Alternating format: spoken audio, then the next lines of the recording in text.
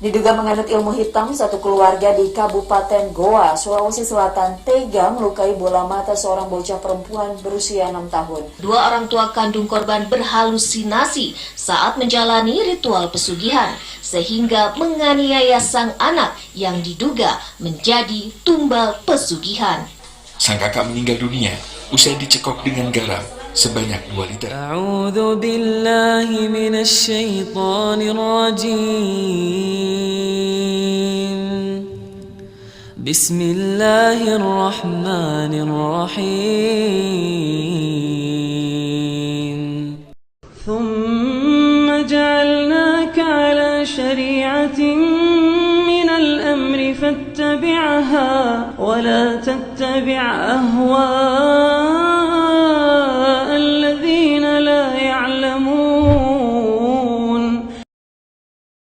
Allah sudah bongkar siapa tuh syaitan, disuruh jadikan sebagai musuh. Tahu musuh teman-teman? Kalau saya lagi pegang pedang, syaitan lagi pegang pedang, musuh saya lagi pegang pedang di medan perang, saya harus berhati-hati menangkis serangan atau menyerang. Kalau saya diam, diserang tidak nangkis, saya akan dibunuh. Syaitan akan selalu berusaha, targetnya adalah menyesatkan, membunuh manusia. Kalau kita lepas misalnya daerah-daerah terbuka sedikit, dibelah sama dia nggak akan coret, dia akan tusuk, berusaha supaya kita mati. Orang dibuat dosa, begitu buat dosa, dibuat putus asa supaya bunuh dirilah dia. Sampai mati. Bagaimana syaitan bisa membunuh anak Adam itu? Memang sudah itu targetnya iblis. Dan iblis ini teman-teman sama dengan Adam. Sekarang kita ini semua anak cucunya Adam. Iblis punya anak cucu sebanyak ini. Kerjanya disesatkan oleh iblis supaya menyesatkan anak Adam. Selalu mereka lakukan itu teman-teman sekalian. Maka Allah mengingatkan kepada kita dengan hati-hati sekali. Ingat, jangan jadikan syaitan itu sebagai teman-teman kalian. Dan perlu teman-teman tahu, jin ini lebih banyak jumlahnya dari manusia ya. Lebih banyak. Iblis tadi yang kita sedang bahas, salah satu dari golongan jin. Jadi ada jin-jin yang lain. Allah ceritakan dalam surah jin khusus, surah nomor 72 bicara masalah itu. 18 ayat pertama itu Allah menceritakan tentang masalah adanya jin-jin beriman. Jadi di alam jin ada jihad, ada dakwah. Tetapi kepada syaitan, dan syaitan ini golongan fasik dan golongan kafir dari jin. Ada jin mukmin, ada jin fasik, ada jin kafir, sama manusia. Ada manusia beriman, ini yang beriman manusia, dan jin yang beriman tidak akan interaksi. Kalau golongan fasik dari manusia dan golongan kafir, fasik maksudnya muslim tapi masih banyak dosanya. Di alam jin juga ada jin fasik, muslim tapi banyak dosanya, dan ada kafir. Di alam jin, fasik sama kafir ini namanya syaitan. Jadi semua syaitan pasti jin, tidak semua jin itu syaitan. Bisa ditangkap ini ya? Oke. Ini pemahamannya. Nah, syaitan ini dipimpin oleh iblis. Jadi iblis bukan raja jin, tapi raja syaitan. Teman-teman sekalian, semua syaitan kita disuruh jadikan musuh. Kalau datang, diusir.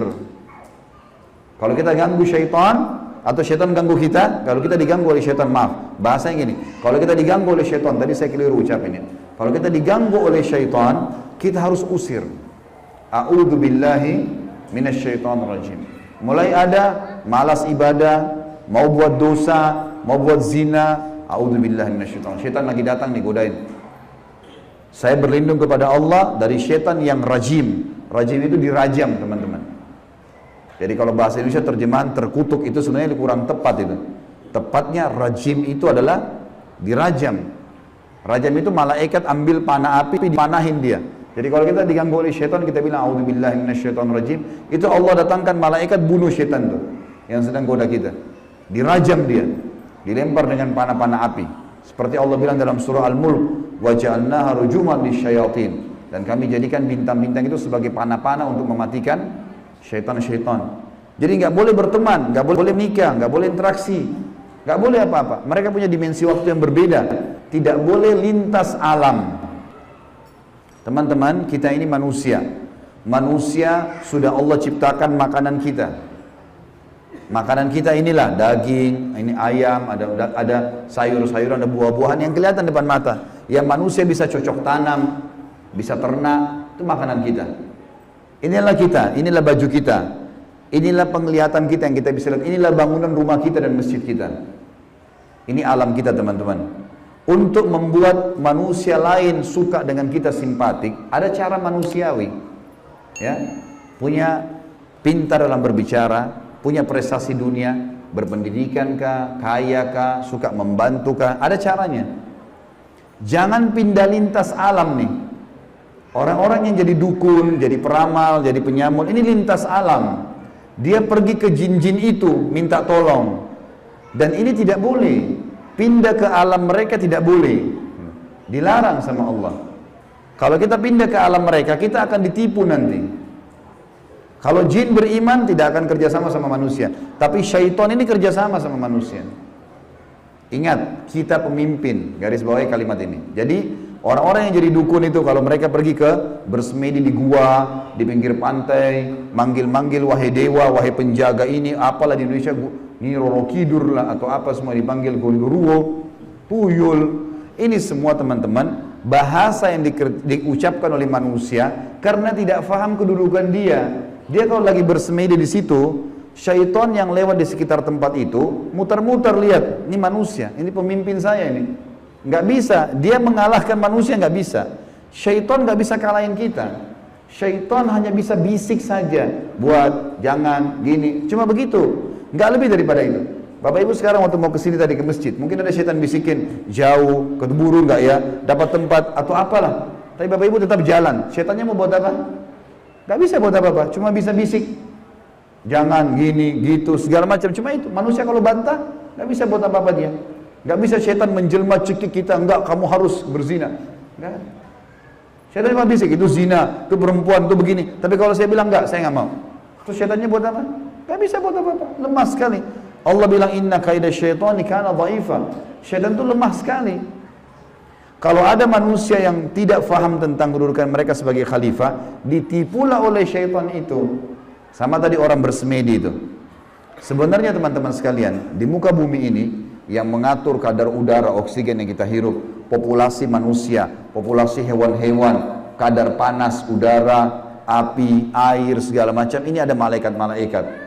Teman-teman kalau mau baca surah Al-Ma'arij dan surah Al-Buruj, surah nomor 77 dan surah nomor 79, di situ disebutkan panjang lebar tentang tugas-tugas malaikat. Jadi yang urus lautan, urus gunung, urus tumbuh-tumbuhan, semua ini malaikat, makhluknya Allah. Rukun iman kita yang kedua, kita harus yakin mereka ada. Nah, kalau ada manusia datang ke gua-gua ini, minta-minta, panggil syaitan, panggil dewa, panggil penjaga gua atau apa saja, syaitan di sekitar situ tadinya takut sama manusia ini. Makanya orang kalau bersemedi nggak pernah kurang dari 3 hari, 1 minggu, ada yang 1 bulan, ada yang bertahun-tahun bersemedi. Baru syaitannya keluarin suara tuh. Dilihat orang ini kok bodoh benar, dulu nggak makan, nggak minum. Iya, kamu mau apa? Saya mau ilmu kebal. Lihat, perhatikan syaitan tipu dia. Disuruh makan kotorannya sendiri, disuruh minum darah, disuruh ini, lintas alam lain nih. Manusia tidak mungkin mau minum darah. Fitrahnya kita nggak suka itu.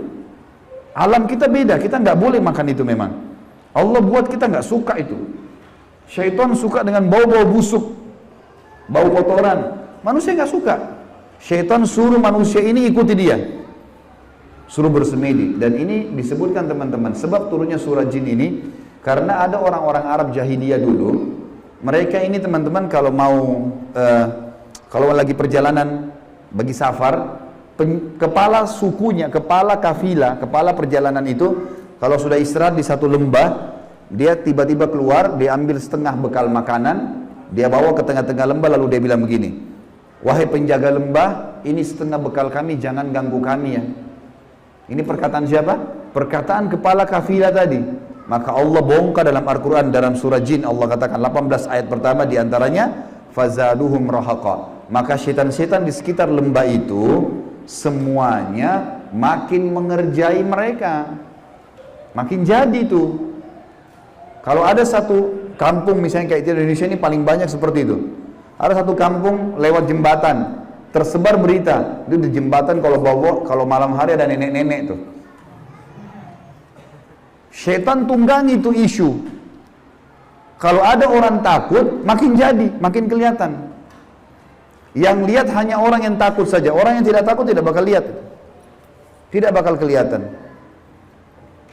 Tentu teman-teman sekalian, kita ini sampai azan Isya, sholat Isya dulu baru kemudian kita lanjutkan materinya. Teman-teman sekalian, kalau ada satu rumah, orang bunuh diri di situ. Orang bunuh diri. Kalau kita lewat, pagarnya rumah orang itu 10 meter. Kita lewat 1 meter pertama, 2 meter pertama, semua syaitan di sekitar rumah itu bisikin kita.